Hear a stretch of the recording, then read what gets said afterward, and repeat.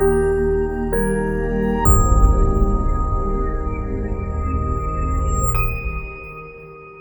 चलो अब graph editor के बारे में थोड़ा डिटेल में जाकर समझते हैं कि ग्राफ एडिटर में क्या क्या कौन कौन से ऑप्शंस हैं जो आपको एनिमेशन करने में बहुत ज़्यादा मदद करते हैं। फिलहाल मैंने सबको सेलेक्टेड किया हुआ है ऊपर, और जैसे कि आप देख पा रहे हो ग्राफ एडिटर में बहुत सारी चीज़ें हैं, मतलब बहुत सारे ऑप्शंस हैं ऊपर नीचे वगैरह वगैरह, मॉडिफायर्स भी हैं। सबसे पहले मैं आपको समझाना चाहूँगा कि कंट्रोलर से आप जो हैंडल्स हैं उनकी शेप को चेंज कर सकते हो। जैसे कि आप यहाँ पे जा सकते हो, इससे आप इसकी शेप चेंज कर सकते हो जैसे कि मैंने आपको बताया। लेकिन आप किसी भी की फ्रेम को अगर सेलेक्ट करते हो और वी दबाते हो तो आपके पास 4-5 ऑप्शंस आ जाते हैं। Free, aligned, vector, automatic and auto clamped.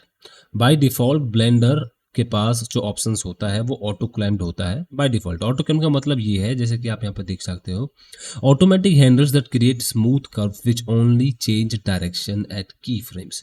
मतलब समझाना चाहूँ मैं आपको तो ये है कि जब आप किसी भी की फ्रेम को आगे पीछे मूव करोगे तो ब्लेंडर उसको खुद पे खुद स्मूथ रखने की कोशिश करेगा। लेकिन फ़ायदा इसका यहाँ पर अच्छा ये होता है कि जब आप इसको ऊपर की तरफ मूव करते हो तो ये हमको ओवरशूट होने से बचाता है। ओवरशूट मतलब बेसिकली जब आपका जो कर्व है वो पिछली अगली कर्व से जो आगे आनी चाहिए, मतलब जो ज़्यादा ऊपर होनी चाहिए, उससे ज़्यादा ऊपर चली जाती है, उसको ओवरशूट बोलते हैं। यानी ओवरशूट के केस में जो मेरी बॉल की एनिमेशन होगी वो कुछ इस तरह से होगी कि बॉल ऊपर जाती है, फिर पद्दा खा के आती है, फिर रुकती है, फिर नीचे आती है। ऐसा तो नहीं होता रियल लाइफ में, बट यही आपका ओवरशूट होता है कि आप कई बार ओवरशूट करवाते हो। ओवरशूट भी काम की चीज़ है, एनिमेशन का ये एक प्रिंसिपल है, काफ़ी इंपॉर्टेंट प्रिंसिपल है, लेकिन ये हर जगह यूज़ नहीं होता। आप बॉल को ओवरशूट करा सकते हो लेकिन हमेशा नहीं। अब जैसे मान के चलो कोई आदमी या फिर कोई भी चीज़ है, कोई ऑब्जेक्ट है, लेट्स सपोज मैं आपको समझाने के लिए करता हूँ, एक ऑब्जेक्ट है, ये ऑब्जेक्ट फिलहाल स्लाइड होकर यहाँ से इस तरफ जा रहा है। इस तरफ जाते जाते जब ये एनिमेट करेगा, एक तरीका तो ये कि आता है सीधा आके रुक जाता है, और एक तरीका ये कि जब यहाँ से चलता है तो पहले शुरू शुरू में थोड़ा बेंड हो जाता है आगे की तरफ कुछ इस तरह से, राइट। और जब यहाँ आता है तो थोड़ा सा आगे पीछे बेंड होता है, और बेंड होने के बाद फिर वापस से थोड़ा थोड़ा धीरे धीरे होके अपनी नॉर्मल पोजीशन पे आता है। इसी को बोलते हैं ओवरशूट। किसका ऊपर वाला पोर्शन थोड़ा आगे तक जाएगा फिर पीछे आएगा। सेम उसी तरह से जैसे पूंछ होती है किसी भी एनिमल की या फिर इंसानों की पूंछ होती हो, तो लाइक हनुमान जी वाले केस में अगर हनुमान जी को आप एनिमेट करने लगोगे तो उनकी पूंछ को ओवरशूट तरीके से ही आपको एनिमेट करना होगा। ये सब समझ में आ जाएगा बाद में, ओवरलैपिंग ओवरशूट क्या होता है, ये सब बात की बातें हैं। फिलहाल बस ये कि आप जब किसी भी कर्व को चुनते हो तो ऑटो कर्व आपके ओवरशूट को बचाता है, आपके की फ्रेम के हैंडल्स को अगले की फ्रेम की डायरेक्शन में रखता है, उससे ज़्यादा ओवरशूट नहीं होने देता। वी दबा के अगर आप इसको ऑटोमेटिक करोगे, वैसे अगर आपको बता दूं तो ये सारे ऑप्शन यहाँ देखने को आपको मिल जाते हैं। ये हैंडल के आपको यहाँ पर पोजीशन, मतलब कौन सी आपकी जो भी मतलब टाइप है वो टाइप देखने को मिल जाता है। ऑटोमेटिक करते तो ऑटोमेटिक भी बिल्कुल वैसा ही है, आपको मतलब ब्लेंडर आपके कर्व को स्मूथ रखने की कोशिश करेगा, बट ये आपके ओवरशूट को नहीं बचाता।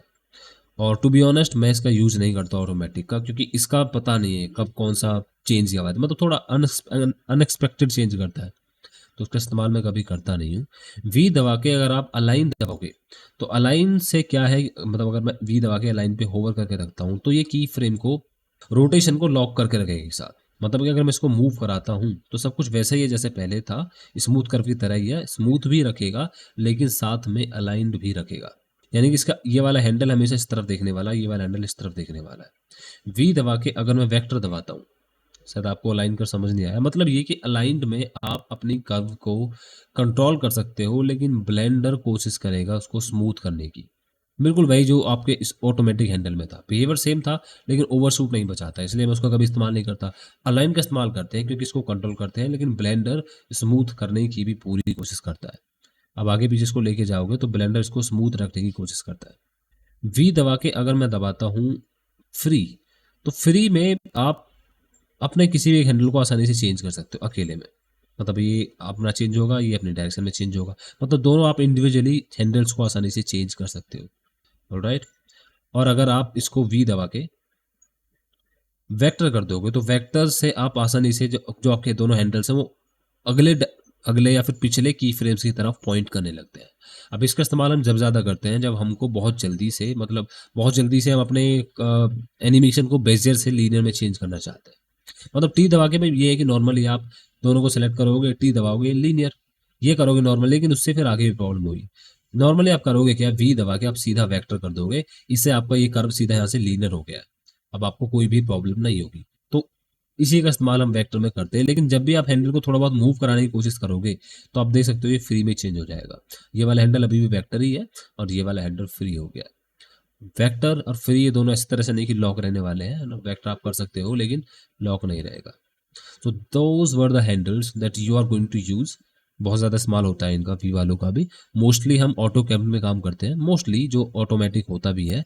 ऑटो कैड ऑटोमेटिक का इस्तेमाल मैं कभी नहीं करता। वेक्टर का इस्तेमाल लीनियर फैशन करने के लिए यूज़ किया जाता है और अलाइंड और फ्री इनका इस्तेमाल हम कभी कभार यूज़ करते हैं वैसे तो, बट ये काफ़ी यूज़फुल है अगर आपको इनको इंटरेस्ट हो तो सारे हैंडल समझने के बाद जैसे कि आप जानते हो वी से आप इनको चेंज कर सकते हो।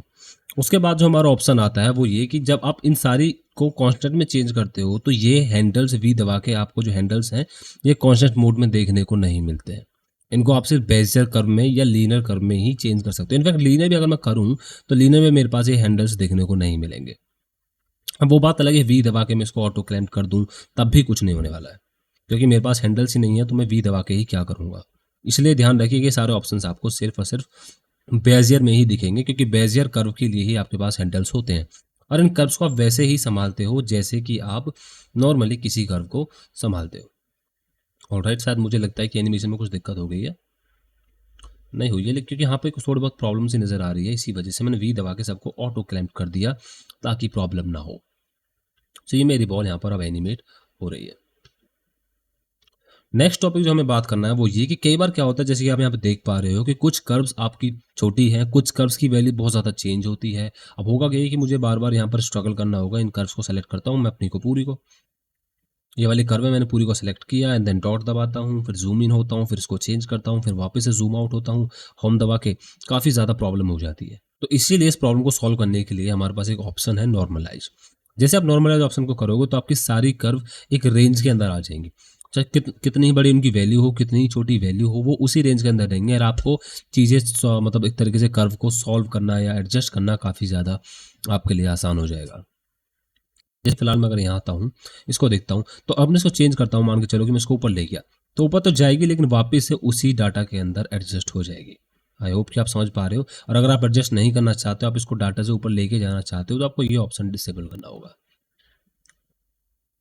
ओके, नॉर्मलाइज की बहुत ज़्यादा ज़रूरत पड़ती है, बार बार स्ट्रगल ना करके मैं एक कर्व को अपने हिसाब से चेंज कर सकता हूँ। इससे मेरी एनिमेशन में कोई फ़र्क नहीं पड़ता, बस कर्व को दिखाने का तरीका बदल जाता है, जिससे मुझे उनको प्रॉब्लम को सॉल्व करने में, कर्व को एडजस्ट करने में या फिर स्पेसिंग ठीक करने में काफ़ी ज़्यादा आसानी होती है। नेक्स्ट ऑप्शन से मेरे पास आ जाते हैं कि यहाँ पर सिर्फ वही दिखाई जाएंगी जो मैंने, मतलब जो दिख रही है सिर्फ उन्हीं को मैं सेलेक्ट कर सकता हूँ, बाकी को सेलेक्ट नहीं कर सकता हूँ। मतलब वही चैनल्स जो आपने ऑब्जेक्ट को सेलेक्ट किया हुआ है, सिर्फ उसी चैनल के आपको कर्व यहाँ पर दिखाई देंगे, किसी और चैनल की कर्व आपको दिखाई नहीं देने वाली है। जैसे कि फिलहाल आपको पता है कि कर्व के पास भी अपनी कर्व है, इस वाले कंट्रोल के पास भी अपनी कर्व है, इसके पास भी अपनी कर्व है, तो इसीलिए मुझे हर कर्व का ना दिख के सिर्फ जो सेलेक्टेड है वही कर्व दिखेगी। अगला ऑप्शन है मेरा हर कर्व को दिखाने वाला ये। अगर मैं इसको डिसेबल कर देता हूँ, इसको अनेबल कर देता हूँ, तो चाहे मैंने उसको सेलेक्ट किया हुआ है या नहीं, ये हर कर्व को यहाँ पर दिखाने वाला है और मैं उसको अपने हिसाब से फिर एडजस्ट कर सकता हूँ। इसमें सब कुछ दिखेंगे। मान के चलो कि आपने किसी कर्व को सेलेक्ट किया और सेलेक्ट करने के बाद आपने इस कर्व को हाइड कर दिया, मतलब इस कर्व को पूरी को सेलेक्ट किया एंड देन हाइड। सॉरी, मेरी फिर से हिंदी शुरू हो गई, ये काफ़ी ज़्यादा प्रॉब्लम करती है। हाँ, तो वापस अपने कर्व को सेलेक्ट किया, ऐसे दबा के हाइड कर दिया। अब तक आपकी बहुत सारी कर्व्स ऑलरेडी हाइड पड़ी हुई हैं, लेकिन फिर भी आपको वो कर्व्स यहाँ पर दिखेंगी, चाहे वो हाइड ही क्यों ना हो। हाँ, बंद है तो बात अलग है, हाइड करने से बंद होती है, लेकिन अगर मैं इनको कर्व को सेलेक्ट भी ना करूँ तो भी वो मुझे यहाँ पर दिखने वाली है। कहने का मतलब ये है। और नेक्स्ट ऑप्शन ये है कि कुछ कर्व्स ऐसी हैं जो किसी से असाइन ही नहीं हो रखी है। उन बेकार कर्व को, जो एरर वाली कर्व है, उनको मैं यहाँ देख सकता हूँ। इस वाले केस में बहुत ज़्यादा रेयर केस है, इस्तेमाल होता नहीं है ना। मान के चलो कि आपने कोई ऑब्जेक्ट एनिमेट आप कर रहे हो, एडिट मोड में जाके आपने कोई पोर्शन उसका डिलीट कर दिया, लेकिन उसकी कर्व को आपने क्लीन नहीं किया, तो वो कर्व आपको यहाँ दिखेगी और यहाँ से आप उस कर्व को हटा सकते हो या क्लीन कर सकते हो।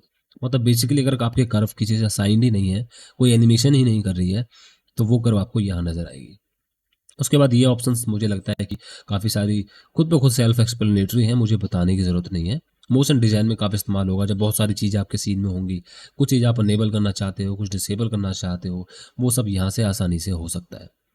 ऑलराइट, और अगर मैं किसी कर्व को देखता हूँ तो कर्व को सेलेक्ट करने के बाद मेरे पास ये वाला ऑप्शन आ जाता है घोस्ट मोड। इसका मतलब ये कि जब भी मैं कर्व को चेंज करूँगा तो उसका पुराना मोड मुझे वहाँ पर नज़र आएगा। अब इसकी ज़रूरत तो पड़ती नहीं है मुझे, तो आज तक नहीं पड़ी, पर आप अगर आपको लगता है कि ये शायद आपके काम का है तो आप इसका इस्तेमाल कर सकते हो। नेक्स्ट मेरे पास वही मूव करने का, आप बाउंडिंग बॉक्स का सेंटर, मतलब मैंने कोई बॉक्स बनाया, उस बॉक्स के अंदर फिर स्केलिंग कर रहा हूँ, तो उस बॉक्स का जो भी सेंटर होगा उस हिसाब से स्केलिंग होगी। या फिर आप स्केलिंग या जो ट्रांसफॉर्मेशन करना चाहते हो, 2D कर्सर ये वाला जो कर्व है इसके हिसाब से करना चाहते हो, मैंने आपको सबको सेलेक्ट किया, स्केल किया, अब उसके हिसाब से सारी एडजस्ट हो रही है। साथ में आप इसकी डायरेक्शन भी चेंज कर सकते हो, बिल्कुल 3D की तरह। जैसे शिफ्ट राइट क्लिक करके आप 3D की पोजीशन चेंज कर सकते हो, शिफ्ट सी दबा के नॉर्मल, वैसे राइट क्लिक करके शिफ्ट से आप इसकी पोजीशन चेंज कर सकते हो, और शिफ्ट सी से इसको नॉर्मल नहीं कर सकते हो। बस नॉर्मल करने के लिए आपको यहाँ पे आना होगा, कर्सर को 0 0 करना होगा, 0x में एंड 0, मतलब y वाला जो कर्सर है वो तो एक ही है, 0y में। शिफ्ट सी से मतलब नॉर्मल आप चेंज नहीं कर सकते हो, जैसे वहाँ कर सकते हो, शिफ्ट सी से हो जाता है वो वापस अपनी जगह पर। उसके बाद आपके ऑप्शंस दूसरा आ जाता है इंडिविजुअल सेंटर। यहाँ पर ये कि जो भी कर्व मैंने सेलेक्ट किया उस कर्व का अपना इंडिविजुअल सेंटर खुद पे खुद स्केल होगा। काफ़ी ज़्यादा बेनिफिशियल, इनफैक्ट मुझे लगता है इन तीनों पॉइंटों में सबसे ज़्यादा इस्तेमाल होने वाला यही ऑप्शन है, बट फिर भी हम बाउंडिंग बाउंड सेंटर का डिफॉल्ट रखें। अगेन स्नैपिंग किस हिसाब से होगी, अगर आप किसी भी अपने कर्व को या फिर सॉरी की फ्रेम को मूव कराओगे तो ये स्नैप होता हुआ चलेगा हर की फ्रेम पर। आप इस स्नैपिंग को यहाँ से बंद कर सकते हो, लाइक फ्रेम स्टेप पर होगा किस तरह से स्नैपिंग होगी, या फिर एक तरीके से नो ऑटो स्नैप, कुछ स्नैप ही नहीं होगा, आप इसको आसानी से कहीं भी मूव कर सकते हो। अब इसकी ज़रूरत जब पड़ सकती है जब आपके पास बहुत सारी कर्व्स हैं, आप पूरे डाटा को चेंज करना चाहते हो, लाइक एनिमेशन को लेंथ छोटा करना चाहते हो या बड़ा करना चाहते हो, तो आपने सारी कर्व्स को सेलेक्ट किया, छोटा बड़ा किया।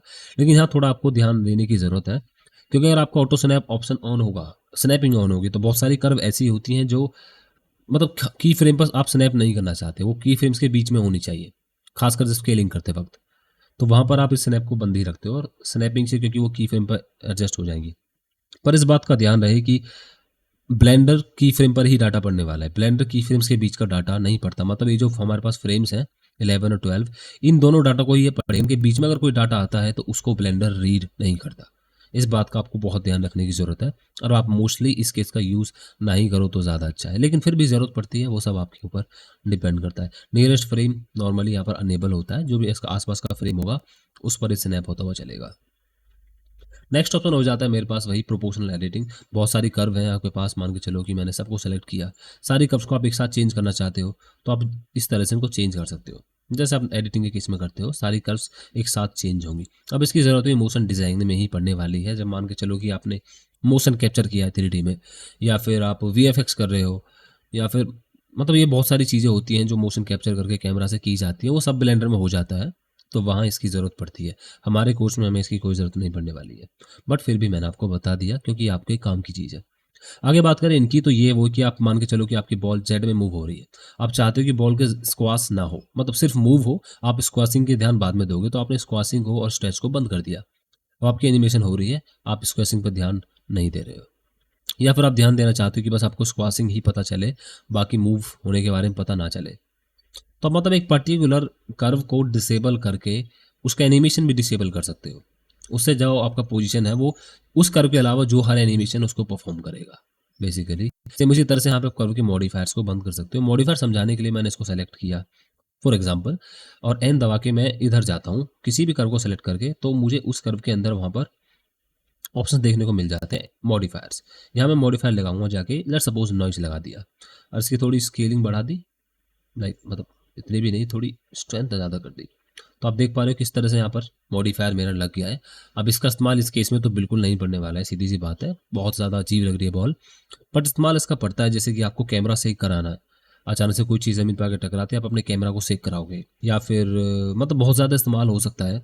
मान के चलो आपको घास मूव करानी है, तो फ्रीली मूव होगी, ऐसे बार बार उसको एनिमेट तो करोगे ना आगे पीछे, आप खुद पे खुद मूव होती रहनी चाहिए, तो वहाँ इन मॉडिफायर्स की ज़रूरत पड़ती है। सिर्फ यही नहीं, और भी मॉडिफायर्स हैं, लाइक एक साइकिल मॉडिफायर है, इससे क्या है कि मेरा ऑब्जेक्ट आगे पीछे तक खुद पे खुद साइकिल करता रहेगा, चाहे मैं कितनी ही अपनी फ्रेम रेंज को कर दूँ। वैसे ही और भी काफ़ी मॉडिफायर्स हैं, सबको बाद में समझेंगे जब इनकी ज़रूरत पड़ेगी, आज के चैप्टर में इन चीज़ों को नहीं समझना है।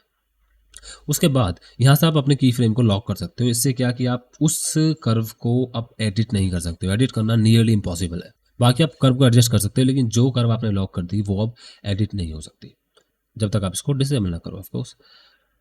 और उसके बाद हमारे पास व्यू में काफ़ी ऑप्शंस आ जाते हैं। सबसे पहले व्यू का ऑप्शन आ जाता है, आप साइड बार को देखना चाहते हो वही एन दबा के, बाकी एडजस्ट लास्ट ऑपरेशन मुझे लगता नहीं कि इसकी ज़रूरत है यहाँ पर, वैसे अनेबल था ये डिसेबल, मतलब वही कि आप कर्व को जब चेंज करते हो दिखाता हूँ आपको। आपने कर्व को चेंज किया तो यहाँ लास्ट ऑपरेशन का ऑप्शन आ जाता है नीचे, ये वाला। इस ऑप्शन को आप एडजस्ट कर सकते हो। इसकी ज़रूरत मुझे नहीं लगता कि यहाँ पर हमको पड़ती है, मतलब कोई ज़रूरत ही नहीं पड़ती है इसकी। बाकी व्यू के बाद रियल टाइम अपडेट वगैरह शो कर ठीक है। सो स्लाइडर दिखा देता है हमें। अब इस केस में ये हमको फिलहाल दिख नहीं रहे क्योंकि हमारे पास कर्व्स बहुत ज़्यादा कम है, लेकिन फिर भी इससे हमको स्लाइड दिख जाते हैं, यहाँ हम नहीं देख पा रहे हैं। सेम उसी तरह से और ऑप्शन हैं, लाइक हमारे पास मार्कर शो करना है या ओनली सिलेक्टेड की फ्रेम हैंडल। अब ये काफ़ी काम की चीज़ है।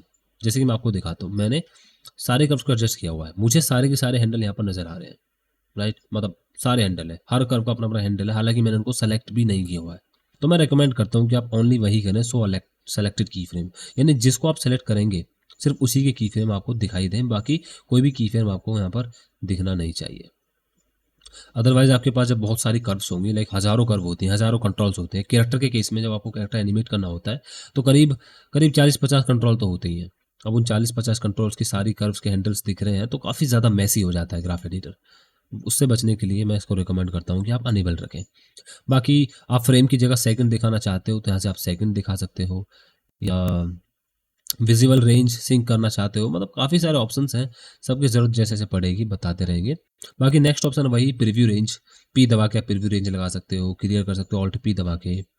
सबके आगे आगे अपने अपने शॉर्टकट लिखे हुए हैं, आप समझ सकते हो। बस हम मोस्टली हम इनका इस्तेमाल कर सकते हैं। अगर आपको डोप शीट में जाना है तो आप सीधा कंट्रोल टैब दबाओगे, कंट्रोल टैब दबा के आप वापस से अपने ग्राफ एडिटर में आ जाओगे। डोप शीट और ग्राफ एडिटर को आपस में बहुत ज़्यादा इंटरचेंज करना पड़ता है, क्योंकि आप यहाँ पर तो हर बार इस तरह से पकड़ के इसको आगे पीछे मूव कराओगे नहीं, ये काम यहाँ आसानी से हो सकता है। इसीलिए हम डोप शीट में आगे पीछे आते जाते रहते हैं। क्या दैट्स इट। ग्राफ एडिटर में जो भी काम की चीज़ें थी, मोस्ट काम की चीज़ें मैंने आपको बता दी।